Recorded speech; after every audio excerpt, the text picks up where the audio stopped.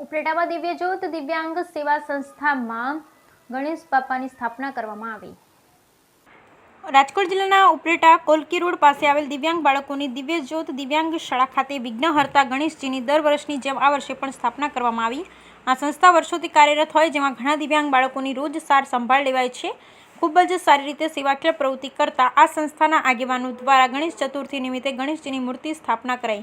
આ પ્રસંગ નિમિત્તે દરરોજ વિવિધ મહાનુભાવો દ્વારા મહાઆરતી કરવામાં આવી છે, જેમાં દિવ્યાંગ બાળકો સહિત સંસ્થાના પ્રમુખ મિત્રો, આજુબાજુના લતાવાસીઓ તેમજ વિવિધ સંસ્થાના આગેવાનો પણ આવી ગણેશજીની મહાઆરતીનો બહોળી સંખ્યામાં લાભ લે છે। બ્યુરો રિપોર્ટ વિપુલ ધામેચા, ઉપલેટા।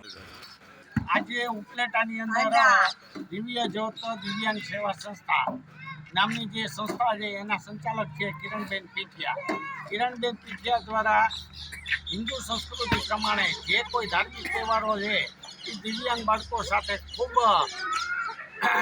ભાવપૂર્વક ઉજવવામાં આવે છે। આજે ગણેશ ચતુર્થી નિમિત્તે અમારા સૌ મિત્રો છે ઉપલેટાના એ દિવ્યાંગ સેવા સંસ્થાની મુલાકાતે આવ્યા છે અને અહીંયા ગણપતિની મહોત્સવ ખૂબ ભવ્ય રીતે થાય છે અને ભવ્ય રીતે આરતીનો કાર્યક્રમ કરવામાં આવે છે। આ દિવ્યાંગ બાળકો છે એ એક ભગવાનનું સ્વરૂપ કહેવામાં આવે છે, એનું અનેરું સ્વરૂપ હોય છે કે જાણે કે આ સંસ્થામાં આવ્યા પછી એવું લાગે છે કે આપણે એક ભગવાનના સાનિધ્યમાં આવ્યા છે અને આ દિવ્યાંગ બાળકો છે એ પ્રભુનું બીજું સ્વરૂપ છે।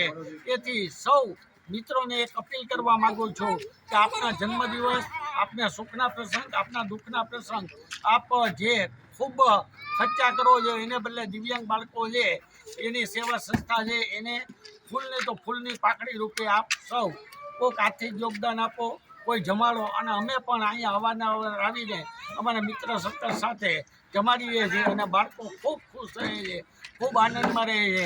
એ પ્રભુની સાચી ભક્તિ છે, પ્રભુની સાચી સેવા છે।